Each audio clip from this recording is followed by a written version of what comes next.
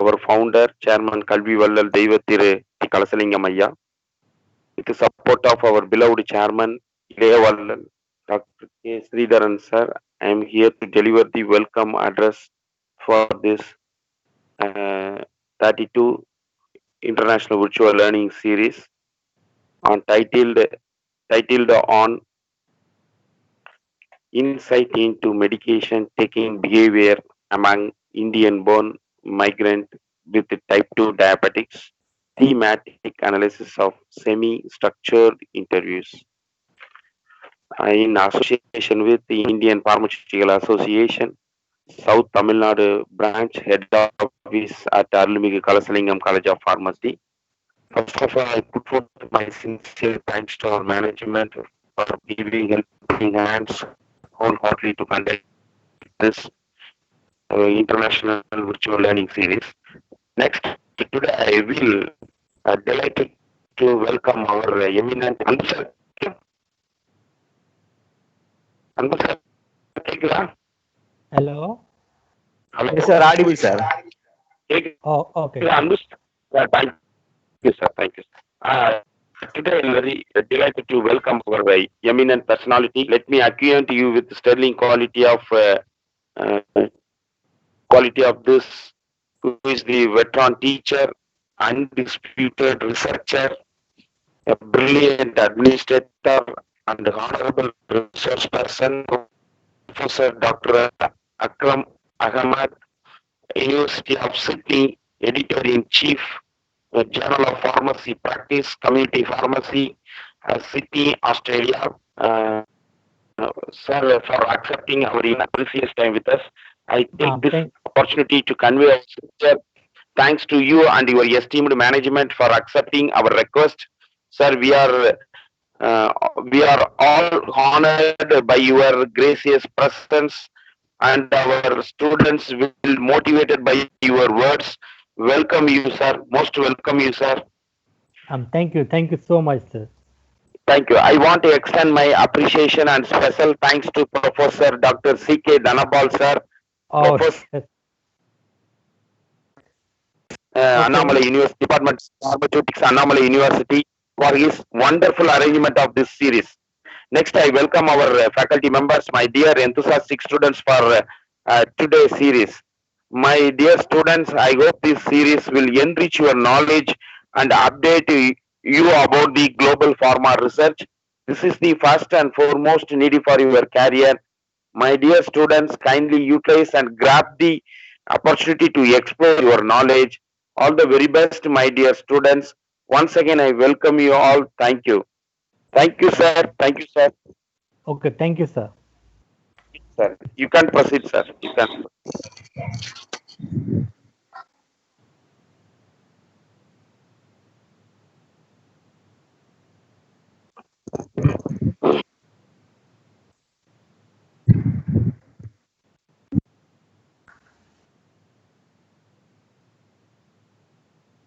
Sir, can Yes, sir, sir.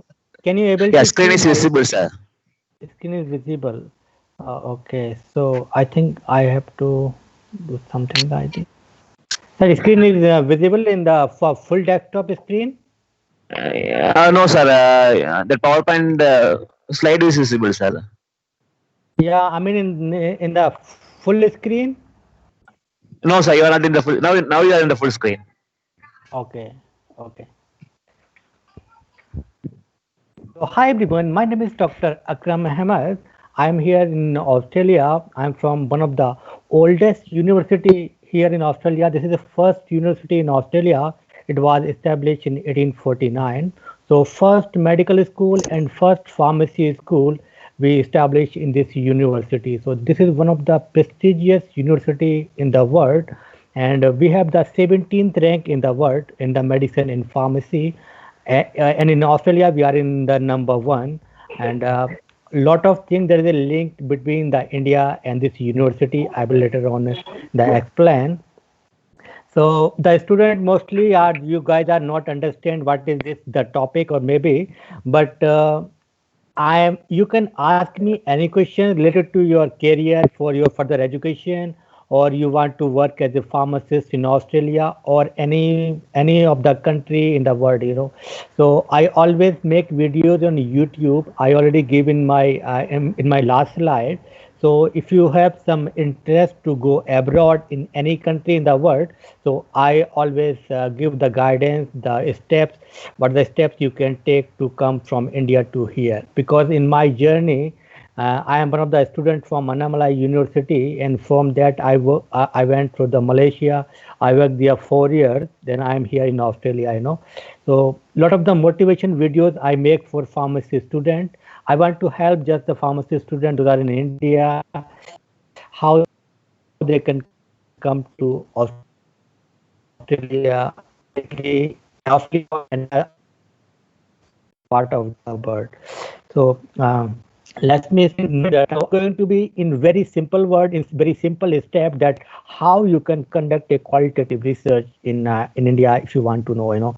As a pharmacy student, many of you are from B Pharm background, or maybe you are M Pharm, pharmaceutics, chemistry, and all these. So the qualitative research are not very familiar in Indian context in all these, because they are mostly focused on the quantitative numbers of the, they need the numbers, but here we need the qualitative research in all these. So I will focus on here the background, then aims, then methods.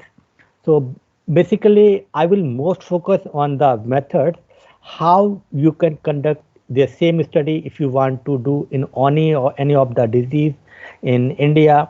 For example, like COVID-19, also the same we can take as an example and we can do. But I will take here one of the example from the diabetes patient. These are the Indian patients that are living in Australia and they have diabetes. So I did the interviews for them. So this is my whole research about this. So this qualitative research, how to conduct, is not a very small topic, it's very big topic. And she is a Professor Delvin Godric. She is one of the very famous researcher in qualitative research in the world. So I attended a 1 week workshop under her guidance, and I learned from her. So to conduct my own research, and we pay very huge money for her. It's about $3,000. We pay is about 1.5 lakh Indian rupees just for 5 days. So I'm just telling you that I cannot everything tell you in 1 hour. So I'm just very shortcut. What are the important steps you can take in 1 hour? We can finish in this. Otherwise, it's a very huge topic. It will take like few days to explain each and everything. So, yeah, this is the ESPRI. If anyone interested to do any research or something, they always do some courses here in Australia and some other countries as well. So this is my first picture. It was in 2017. First I came to here to attend this university, and this is a pharmacy school building. You can see it's very, very old, the building. And this is a medical school. This was the first medical school established in Australia. Then later on, they built the other faculties in pharmacy. Also, pharmacy is about 1899. They built this pharmacy school. So almost 120 or 119 year old this pharmacy school. And if you see, these are two pictures are very famous. If we are connected with this University of Sydney and India. First is that our APJ Abdul Kalam, our ex-president, he received a PhD doctoral degree from this university, honorary doctoral degree. And on his name, this university are offering one scholarship. This is for especially if you are an Indian citizen and you want to study in this university. So this scholarship only given to them those only have the engineering degree. So if you want to do your bachelor degree in engineering, master degree in engineering, or PhD in engineering, this scholarship can given to all the Indian nationals for this. And another picture is here. This is a ex-CM of Uttar Pradesh, UP. So he also did his master degree from this university. And these are the wherever we go in the university, they show some of the pictures, especially in the faculty of engineering, you can find these two pictures in their faculty, because these are very famous persons from India, especially in the context of this university. So this university is, you can say, like very oldest university. The building are still is very old. Sometimes my timings like 6 o'clock or something in the evening, because here in Australia nowadays are very cold weather. The temperature is about 5 or 6 or something, but in India I think it's very hot, especially in Tamil Nadu, always 40 or around. So it looked like, that like no one in the faculty nowadays in COVID, due to COVID, only researchers only is there in this the faculties nowadays. Students are not coming because all the classes going on to be the online, so students are not coming. So I forgot that you can ask me any questions, and don't afraid at the end. I will be here, whatever will time you take. So we will the thing. And I just take you guys are here in Tamil Nadu, and this is the Sydney. So Australia is very big. This is not just a country; it is a subcontinent. So you can see this is like 4 5 times bigger than Indian. India almost is a very big country, because like Kanyakumari to Jammu and Kashmir, but here this Australia is bigger than that, in India. So I am here. This is Sydney, NSW, New South Wales is the state, and in Australia the population are very less, just 2.4 crore population.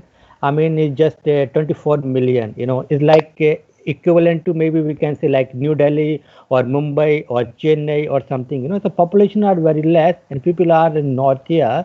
So they also looking. Many people are migrating here, especially those are like healthcare professionals. They are engineers. They are software engineers and all this. So every year is about 50,000 Indians are migrating to Australia from India to Australia.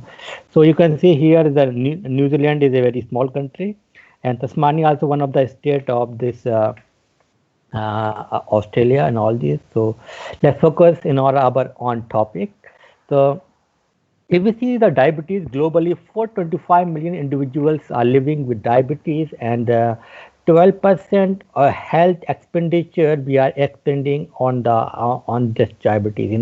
So whatever the disease in the world, 12% we are expending. I mean, on spent on the diabetes. Diabetes is the leading cause of morbidity and mortality among Australians, and approximately 1 million, about 10 lakh Australians are suffering with diabetes, and every day 280 new patients are diagnosing in Australia. So we can now see that just Australian population is 2.5 crore. In India, we have 35 crore population. So you can see how many number of times Indians have this disease. The very highest disease burden in India as well. So Australia traditionally has a high proportion of migrant. A lot of migrants are coming from other countries. They are living in Australia. So 29% Australians, they are born from other countries. And Indians are one of the largest migrant in Australia. Is about 6 lakh Indians are living here, and they make is about 2.4% of the total population. But as we compare, like Chinese are here is too much. They have is about 8%, but Indians is about 2.4%. So if the problem is that the highest prevalence of diabetes among the Indian patients, Indians have is about 14% as compared to other Australians have just 7%, and the high rate of hospitalizations due to the diabetes and its complications. Because in Australia everything is free, pura healthcare is free, and if someone is have disease and he's going to spend in the days in the hospital, the government has to pay them, is very huge amount. So government want to reduce these complications, especially in the migrant population. Indians are traditionally known for high use of Ayurvedic medicine. Indians, they use a lot of the Ayurvedic medicine, and sometimes they did not inform to their doctors, and they are just taking the medicines with the prescribed medication. They could conventional medicine, for example, metformin or any other medicines. So they are using, So maybe there is some drug interactions, and maybe some side effect. They are not adhere to a therapy. So all these factors are accumulate and is going to be leading to them some of the complications. And for complications, they have to go for hospitals, and very and hospitals are very here very expensive in Australia. So because everything is free as a patient, but government has to pay to the hospital, So government want to reduce all these, So we did that. This is just a one paper. We have the 5 other papers as well in the same contest in the thesis.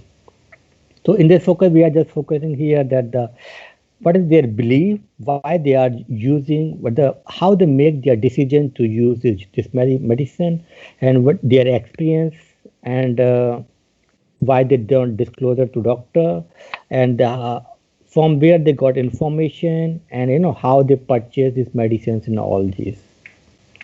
So qualitative research methods are we have to do. Why we have to do this qualitative research, especially if you want to dig inside a topic, you want to do very like detailed information, something about anything. For example, if we want to do that, how the patient are feelings about diabetes once he diagnosed earlier, how is it, or how is the change perhaps because of the diabetes, or how is the experience, how he diagnosed, the lot of things. So if we do any quantitative survey, so we can just give for example, we want to know the knowledge, so we can say like poor knowledge, good knowledge, better, or something. We can give just four options to the patient, and patient has to just take one of these.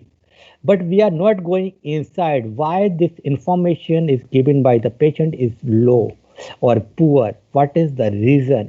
So if we want to know all this, then we have to go for a qualitative research, and we have to. There will be several techniques to do this research, but in the health science or the medicine use optimization, we do just interviews and focus groups. So we are just focusing on the interviews. Interviews means one-to-one. One is the researcher is taking an interview of the patient, his experience about this disease. So this is called individual in-depth interviews. And there will be a group interviews. There will be one researcher, there will be a 5 participant, 8 participant, 10 participant, So there is some problem if we are taking a interview in the group. So that's why I choose this. There is some problem with that the interviewer has less influence over the data produced. The researcher has no influence over the interaction other than to keep participant primarily focused on the topic. When we start talking to the patient always go offside the topic. So as a researcher, this is your own duty. You have to focus. You have to aim in your mind that you want to know this information, this patient. If you go offside, then you have to intervene and ask again something related to that. So this is like not like predetermined everything. We make questionnaire and guide how to conduct this research and all these, So that's why, and another important that in the same place, same time, all the participants coming is not very easy, especially like in Australia, because here everyone is very busy. No one have time, and because the salary are here in Australia, they are paying per hour basis. It's not like monthly basis or something like here is the per hour. So everyone, if you want to take 1 hour for any patient, you have to pay them that 1 hour their time. So it's not very easy to collect the data in Australia. So overcome these limitations. I just focus on face-to-face semi-structured interviews. So with all these patients. So there is some step. That the first step you have to make a questionnaire. You have to make questionnaire how you can make the previous studies from the literature, and you can see some of the guidelines, some standard treatment guidelines, or some of the document, something like this. Here you have to make some questionnaire. Then questionnaire you have to be several times the revisions with you or your supervisor or your colleagues or something. Later you have to finalize the questionnaire. So for this study we make 25 questions. 11 is about for demography, and 3 is about their adherence. The rest of 14 questions related to the how participants are feeling, decision making, Ayurvedic medicine, conventional medicine, healthcare system, and all these. So the second step, that once you make that questionnaire, then you have to pre-testing. You have to pre-test that you make a questionnaire that is reliable. They can give a accurate information what you needed. So this is important, because most of the times if we are not doing and we are asking the questions and the patient is not understand what we are asking and what we want from the patient, then patient will we cannot go to the aim. What is our aim and all these. So we have to make question, then we have to go for pre-testing. And pre-testing, mostly you can do some of the researcher, then and the diabetes patient or some of the lay persons also. So you have to include in all these. So mostly I include that I interviews for four participants, two of my colleagues, and one of the diabetes patient and one of the normal person. So they give me some suggestion, then we have to then we some include in the study. Then third step, you have to recruit the participant. First step, you make questionnaire. Second, you have to validate that questionnaire is accurate. You want information same is like. Then third step, that you have to recruit the patient. And for us, I recruit a patient in Sydney. So here I don't know the people. So mostly we do. Lot of the Indians are living in Australia. They have lot of the associations, for example, Tamils in Australia and Indians in Australia, and this and that. Lot of the groups are in Facebook, so we posted our poster there, and lot of associations are here. In India, we call that one India. No, normally we call like Tamil Nadu to the Jammu and Kashmir. India is one, but we are going here.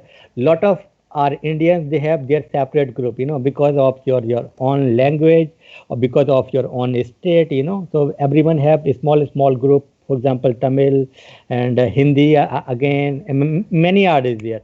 So we target to everyone. We just send them the email, please help, please circulate our flyer, and if anyone want to participate, they just call me, and I just make arrangement and what time I'm going to take their interviews. And interview we can take a video recording, maybe a audio recording, but we choose a audio recording because uh, some of the problem in the ethics we cannot like video or something. So we just want what are the patient feelings, what they are saying. So the audio is enough for that, but video also you can, because some other, especially in psychology and all this, those people do even in the video recording. So we just do the audio recording for all the participants. So there is some issue is that the sampling study sampling is very important, but this is a qualitative, so it's not like this is based on us how we choose this, like, because I choose a convenience sampling as per the patient convenience, as per my convenience. For example, someone have 100 kilometer, he's calling me for interview. I cannot go there that 100 kilometer. I have to go and take an interview. So I just see that the feasibility of the patient and feasibility on myself. I can go and conduct interview, and he can come to my university, can give me interview, so that will be happy or something. So there is a three things we employed here, that the snowballing technique. Snowballing means that I interview one patient, and I ask him if he know any of the patient have diabetes, any of his friend have diabetes or something. So please distribute my flyer. If they are interested, then they can do the same thing nowadays. So a lot of organizations, a lot of the interviews I did, some of the news channels here, and there are some of the magazines here in Australia. Those are based on Indian media and social media and all these. Then we targeted for the sampling and all this. The important that the sample size, whenever we do any research, we must do a sample size. For example, if we do a, say like quantitative, we want to know any patient in hospital or something, so that particularly whatever the sample, but is about 385. I mean, 385 is the maximum sample size for quantitative surveys. So 385 are not easy to recruit in Australia, and we have to pay also, so that's why. But in the qualitative research, It can be a 10 patient, maybe a 12 patient, 15, 20, 30, but the most of the studies are suggest that 20 to 30 participants are enough to get the information and whatever we want to from the participant. So for this study, we choose 23rd participant, and even we got the data saturation, because sample size means in qualitative research we have to say that the data saturation. Data saturation means there is no new information. When we are taking a interview, one patient also says same thing, another also says something same, third one also saying same, fourth one same. Then we can understand that there is no new information. So already the old patient, everything, the information they already given to us. So now is a saturation, so we can stop taking any further the interview. So after 18 participant, we know that there is a, then further we did 5 more participant for the just for the confirmation. So interview process, I mean the interview is about initial days, I was also very new for this technique, so initially it's very short interviews. I did like 17 minutes, 20 minutes, it was finished. Then later I met my supervisors, some of my other researchers. They told me you have to go this and that, do this. Then later on, up to, I mean, the minimum 17 minutes, maximum is 82 minutes, and on an average is about 43 minutes we take that the interview for participant, and we give the, because I am the native speaker of Hindi and English, so we give the choice to them, to the participant. They can be talk in Hindi or they can talk in English, so whatever they want. But all of them are choose in English, because anyone want to come in Australia, they must know the English. They have to certain pass the IELTS exam and all this. So interview process met. Once we met them, we just chit chat to the patient. The patient can feel the comfortable, about the topic. You have to say something about it. For myself, I will talk to them. I will introduce myself, like my name is Akram. I am from this year, this place. I study this place here and there. Then I asked the patient. Patient said, I am from India and I am doing here this and that. I am from this state and all these. So patient was familiar. Then he will be give the comfortable environment to the patient. Then he will give the information very freely, whatever you need. Before that, we have to give the consent form, and patient has to sign that consent form before we start the interview recording. We just start the recording, and then recording also we will ask again, this is the patient name, this and that. You are going to participate in this study. Are you agreed to participate in the study? The patient says, yes, I am agreed to participate. Then we'll continue to start the questionnaire and all this. So next step is the data collection. As the data collection, as I told that mostly this is just a audio recording. Then audio is like, for example, 1 hour. If you are watching a movie like 2 hours and 3.5 hours or something like, so you can memorize the stories, but you are talking to about patient, about his experience, about his disease. So you have to listen again and again and again and again. Whatever he said, patient, word to word, you have to write, whatever he said. Later on, you have to extract the important things and all this. So data collection, mostly the audio recording, and after the written consent form is taken, after the interview recording was de-identified, and then we have to transcribe and all this. And for this time, I also paid $30 for a patient for this interview. So data analysis, if we do, there is some theories. It's called grounded theory and phenomenon theory. But these theories mostly, first we have to generate the theory, then we have to include. But this is mostly they use in the psychology. But if we want to do in medicine or something, we do not use any theory or something. Mostly we do the thematic analysis. Thematic analysis, this is not dependent on any of the theory, So mostly, we don't know anything about the disease, we're just going to random. We are just exploring the topic, So in that case, the thematic analysis is the best analysis. So in that there is no need in all this, and this is very commonly approach used in qualitative research. We have to recognize, analyze, and reporting within the qualitative data and all this.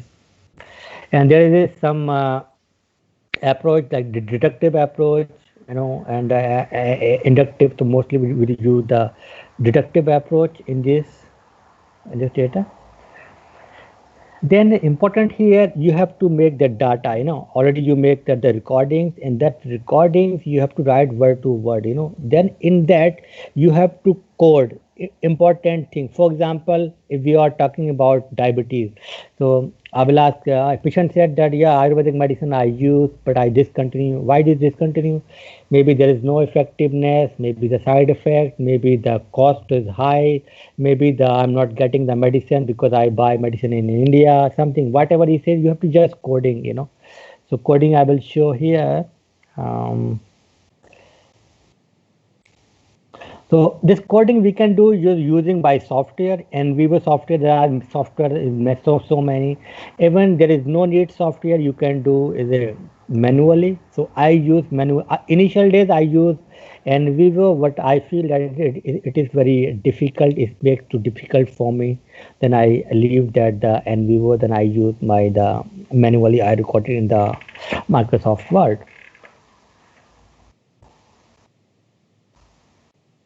So this is one of the example, the patient actually what they are saying. This is just an example.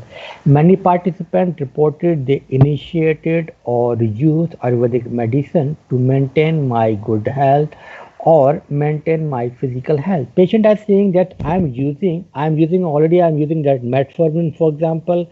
Additionally, I am using Ayurvedic. Why I am using Ayurvedic medicine? To maintain my good health, to maintain my physical health, something like this. So they just additionally they are using the other medicine.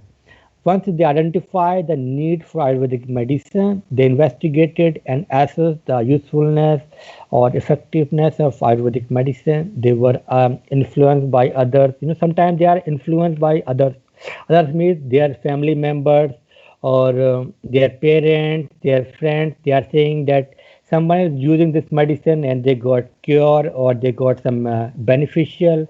There is no side effect, so you have to must try this medicine or something like this. So this is 56-year-old patient. This is from Tamil Nadu. He used one of the medicine. He called it. His statement that my friend suggested her mother got relief. Already her mother had experience and easy for me to trust that I will work. It will work for me or no side effect. उसने कहा there is no side effect for me. Her mother also using. She got the benefit, so I'm also trust on her and I'm using this medicine. The another patient has said every year he go India on holidays and he choose some of the famous brand in India. For example, this BGR34. There is a 34 ingredient and this is developed by CSIR. All these Ambil Pharmaceuticals are marketing in India. So he buy and he says that I got some relief or something. Then I just buy for 1 month. 1 year or something in the bulk. So for qualitative research, when we are conducting this research, there is some certain guidelines.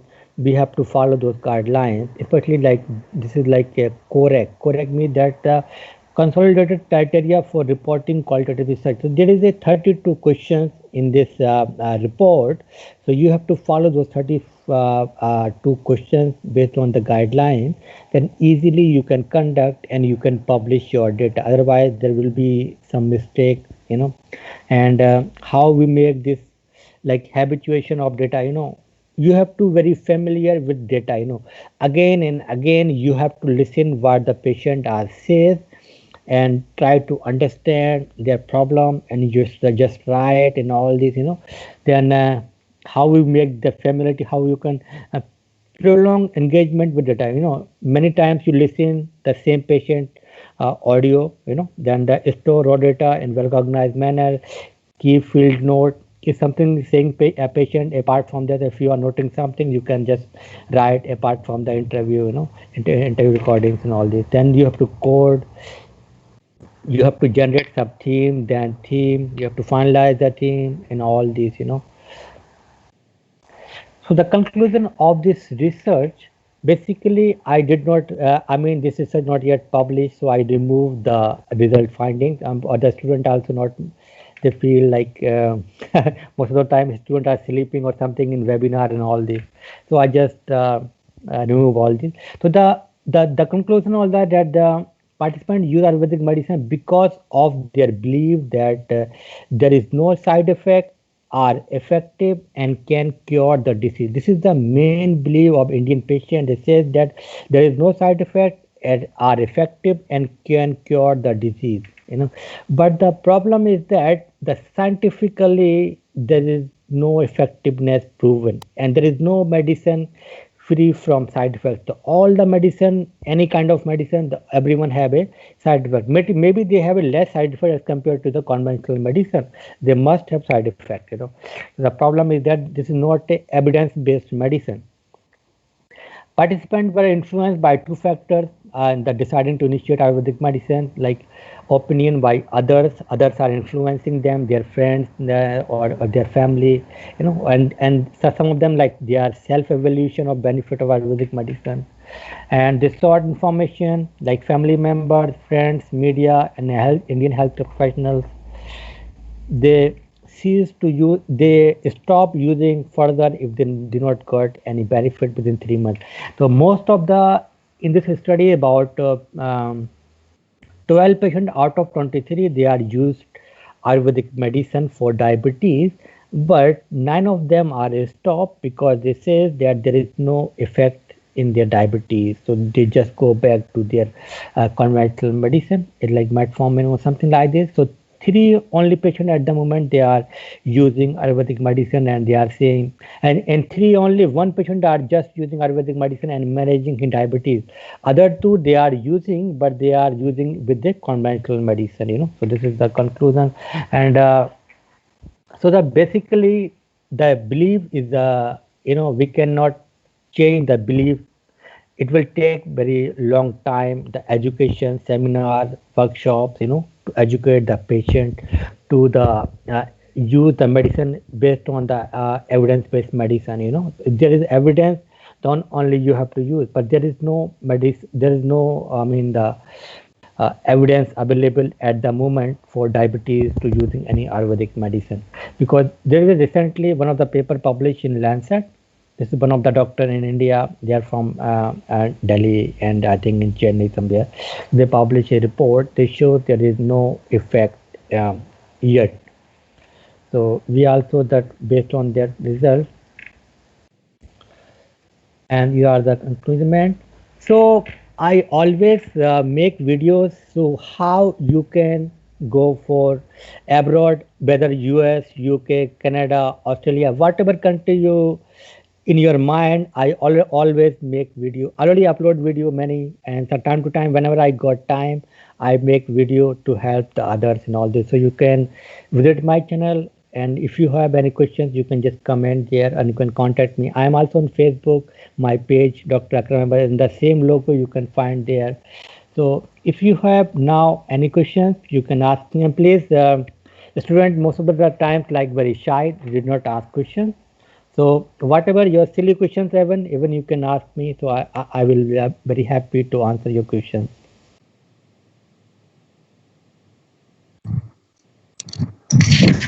Thank you, sir. Thank you. So is there, sir, you can ask the question to students? Yes, sir. Yes, sir. Yeah. So I had a question. Yes, please. So can you elaborate that difference between qualitative and quantitative research? Yeah, I mean qualitative means and quantitative means number. For example, if we want to do a survey, so we have to need certain number, then only we can say this is the result are valid. For example, if we do any survey in India, for example, I did research in Chidambaram in Annamalai University. So Annamalai University and the Chidambaram, we have to see the population, how much population, in that population, how many had the patient disease, that particular disease. And based on that, you have to select a sample size. For example, COVID-19, and nowadays, if you want to do a research in COVID-19 in quantitative, then you have to need at least 385 patients to give them the survey, and they have to fill, But quantitative, we not need the number, we need the in-depth their experience. So maybe the 10 patient, 12 patient, we have to take their interviews maybe individual, or we have to take some of like group interviews. There is a five page the participant or patient, and we ask the one question, and one to one they will give the answer. We just record that whatever they are saying. Later on we have to like transcribe and then analyze the data, and we have to publish something like this. Thank you, sir. And you have told you are paying for that interview Yes. for the participants, sir. Yeah. So during that case, there may be chance of that interviewer influence in the interview, sir. Yeah, it may be, but we are not paying very high amount. We're just paying like they are given interview for 1 hour, so they are lost 1 hour. If they are work somewhere, they get paid salary. Why they have to come to us? So we just actually patient are helping us to give interview. So we just Yes, sir. Yes, paying sir. for him that you just take please. This is just $30 we are giving. As you are spend your time. Many times patients are coming by their car, or sometimes they are coming by train or bus. So even they pay their own pocket. So we're just paying for that only. Yeah, you are right. If we are paying very heavy amount, so sometimes many patients they come just for money. Maybe they are, it can be the possibility. And there is a question in the chat box, sir, by Mr. Raghavendran. Sir, That we have many and different fields like Siddha, Ayurveda, Allopathy. yeah. And can you able to tell which is the best powerful medicine Uh, Till my and which research, will produce less side effects? this is my on understanding and my own research past 3 years on this topic. So that conventional medicine are effective, and they have some more side effects. But these whatever Ayush, Ayurvedic, Siddha, Unani, homeopathy, the problem in this medicine, they claim this is very effective, there is no side effect, but there is no evidence. They are not publishing their findings in a good journal, so they can show that we have evidence. Especially like RCT, they have to do some clinical trial, randomized control trial, then they have to show their effectiveness. So this is a lack of the data, lack of the studies in this system. So we cannot sure that is there is some effect is there or not. Even I'm saying this one paper published in Lancet recently in 2018 only. Because clearly our government are nowadays lot of they are spending on the Ayush. And they are saying you have to use Ayush, and lot of the medical college Ayush medical doctors and all this and that. But there is no evidence, because we are in the 21st century. If there is evidence, then we have to use. There is no evidence available. This is our effective and safe. Thank you, sir. Yeah. And I have one more question also, sir. Yeah. And you have told in qualitative research for a small sample size around 20 to 30 participants is sufficient. Yeah. And you have told an interview, you have conducted interview for 23 participants, and you have Yes. arrived data saturation at 18 participants itself. Yeah. So, like in those cases, if there is any problem in sample selection, sir, or it's a No, no, perception no. of the participants. Actually, the in qualitative research, many researchers says that they can be after 10 patient, 20, 30, but the maximum researcher are says 20 to 30 patient is enough to get the information. So there is no right or wrong. And in our study, we got after 18th, everyone is saying the same thing. So I informed my supervisor. She also listened the interviews. Yeah, you are right, Akram. Okay, maybe we'll just do few more. Then I do two, three more. Then 23rd we stop. There is no new information. There is saturation. In quantitative we need 385. Then we have to do must 385 before. If we are doing like 380 or 350 even, then the Result is statistically not significant, maybe because you are not choosing a appropriate sample size. But in qualitative research, not like that. There is no need much data, but there is a need information. For example, I asked that how you diagnose. So most of the patients are they are not aware they have diabetes. They went for some other disease, they have some other problem to the doctor, and doctor later on they did their test. They found, yeah, I have diabetes. Even 5 patients, they are very young. They are coming to Australia. They are migrating to Australia. Before their migration, they have to do some medical test. So 5 of the patients, they don't know anything about diabetes. Then they went for this medical checkup for the immigration. They know, oh, I have a diabetes. So our system is like this in Australia because, sorry, in India, we have to pay. And government hospitals are very crowded. We don't want to go there, especially very poor people only going there. This is very reality of Indian healthcare system. But in Australia, everything is free. For example, this is up to you as a patient. You want to go a private doctor, you want to go a government doctor. Everything is paying by the government. So patients are here. Small problem, they just go to the doctor, and they just every year they go 2 3 times, like some test this and that or something like this. But in India, you have to pay as a patient. So that's the issue in India, and our healthcare structure is not something kind of that. So many people are if we want to know that the how did they diagnose. So many people are showed. One story is one patient has told that he do not want to tell anyone he have diabetes. Even his wife, initial days, he did not inform her he has diagnosed diabetes, because many people are in India. They say that you have to use this, you have to use that. Don't do this. Do this. You have to eat this and that. So many people are afraid something kind of. So lot of the stories you only can find from qualitative research. You cannot find from the quantitative findings. So their stories mostly you can find from this the qualitative research only. Thank you, sir. Sir, so one final question, sir. Can you elaborate how we can avoid bias while choosing a sample or designing a questionnaire? Because bias will be influence our studies. So, Yeah, can like, you in give some qualitative, suggestions? yes, qualitative research mostly there will be a bias is there. Mostly, if someone is very new, there will be a lot of bias. So the important that you have to go much for some training. You have to learn before you go to interview. During the interview, lot of bias itself from the researcher. If the researcher is new, and most of the times our patients, some patients are very shy. They do not give very information, too much information. They just give like how you know about diabetes. They say, yeah, like my sugar level is high.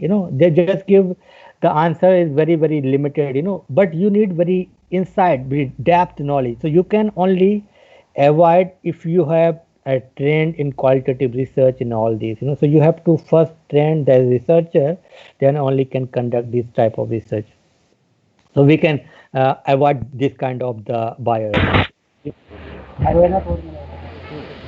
35 ரூபாய்க்கு இருக்குல்ல, 40 ரூபாய்க்கு இருக்கு, 50 ரூபாய்க்கு இருக்கு. Quality எடுத்துட்டு போட்டா Yeah, thank you, sir. Okay, thank you, sir. So, students, any other questions? Thank you, sir. Student can ask any question. Sir, good morning, sir. Good morning, sir. Sir, this is Arjun from AKCP, sir. Okay, hi, sir. Sir, actually, have you used any criteria for sample selection? Yeah. Any criteria? Yes. On what basis you have selected your population, sir?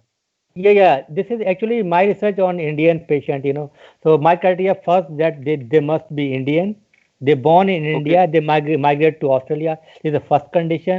Second condition was they have diabetes, diagnosed with type 2 diabetes. Plus they must using any of the medicine. For example, any of the medicine like insulin or Ayurvedic medicine, or maybe they are using metformin. Any of the medicine they are using, and they are living in Australia. I mean, we just make 3, 4, and they must be adult, but these are the some criteria we choose. Okay, sir. Actually, can we know about the sex ratio in participation, sir? There are all male or all female, or is there any ratio, sex Uh, ratio in the participant list? for us, there is no bias, we just bond, we just advertise whatever the contact us, male or female. Okay, For sir. us, but for this study, we got 6 females, rest of them are male. But in India, Okay. females are not that much are active to participate in research or interviews or something.